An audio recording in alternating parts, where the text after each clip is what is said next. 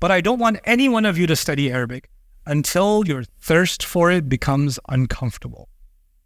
Like you can't take it anymore. Because if you don't have that kind of fire in you, you will quit in a week.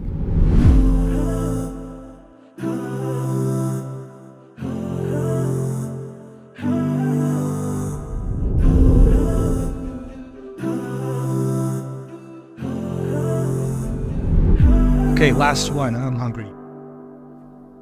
Yes. First of all, I'm really impressed always by your lectures if you talk about the Arabic language and how insightful the Arabic language is. Yeah. And how comprehensive, and like I'm always fascinated how you explain it. And my question is, how could I get a deeper understanding of the Arabic language, and how could I study it? Where could I study it? What methods are the best to get a deeper insight inside of the Quran? Because if I read just a translation in German or in Afghani, in Pashto or something like that, I don't really get it. And if I hear your lectures, I get a deeper understanding, and my goal is to go deeper into it by myself. And how could I achieve this goal? Good job. This is what I want to hear. This is what I want to hear.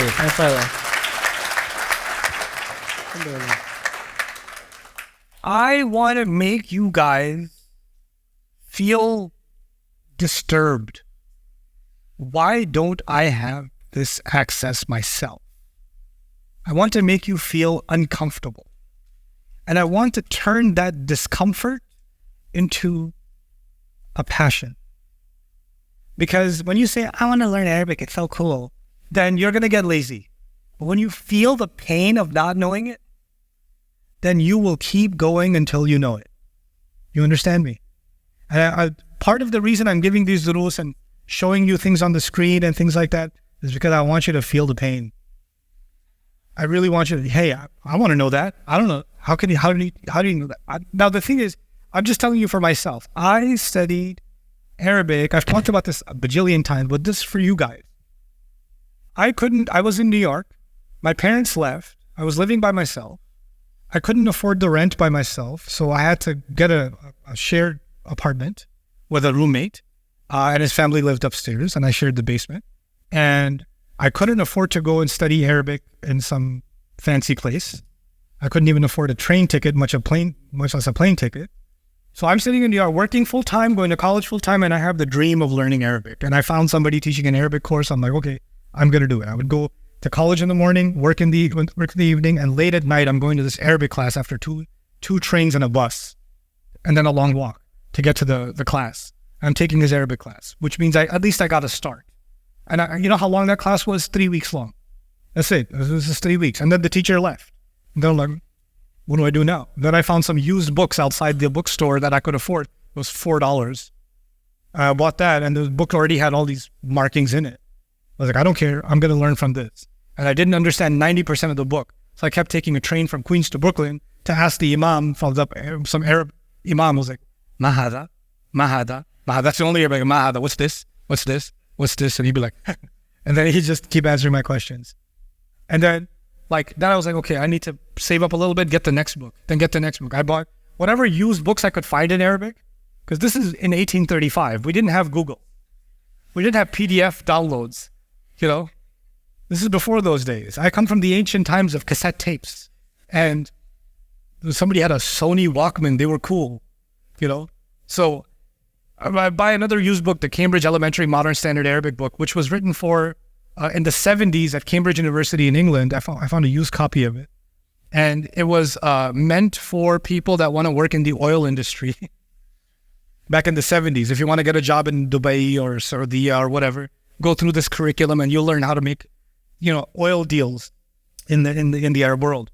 And I went through that entire curriculum by myself. I did that book in 1 month.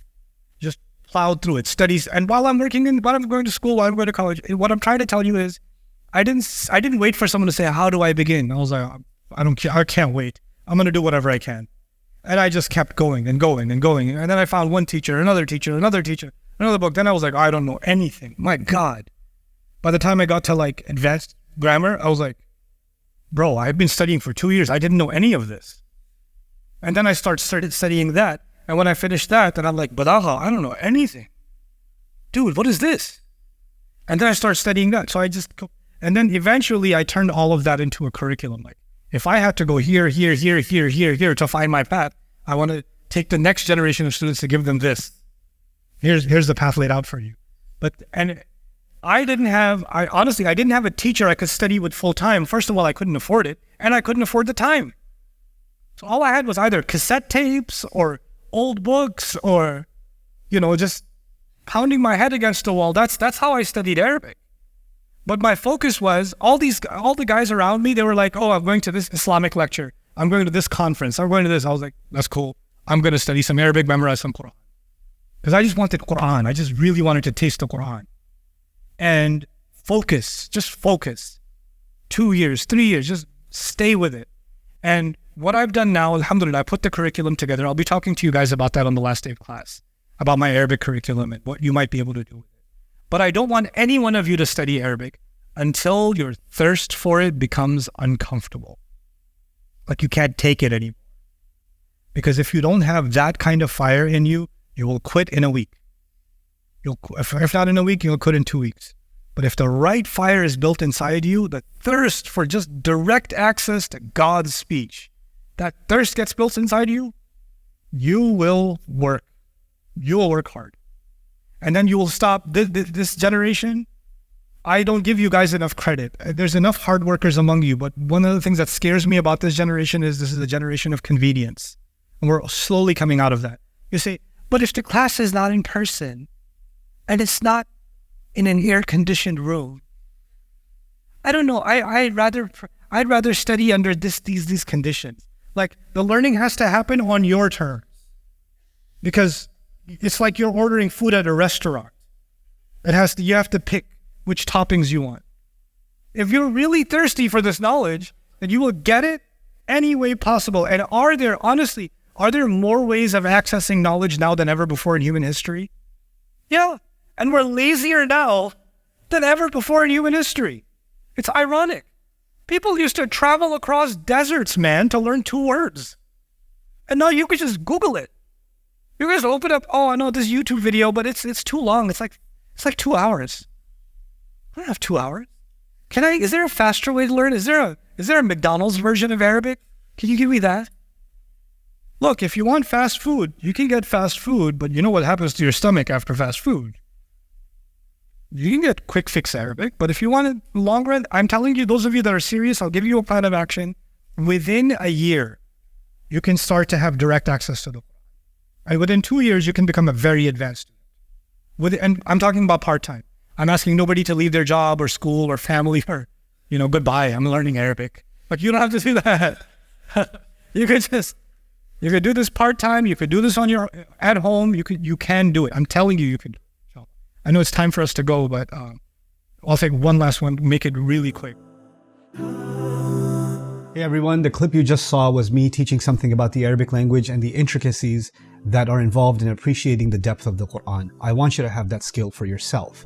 I want to be able to teach you this stuff so that you can appreciate firsthand what's going on in the language of the Quran. I know that might be intimidating, but the first steps you can take are actually available from me on YouTube.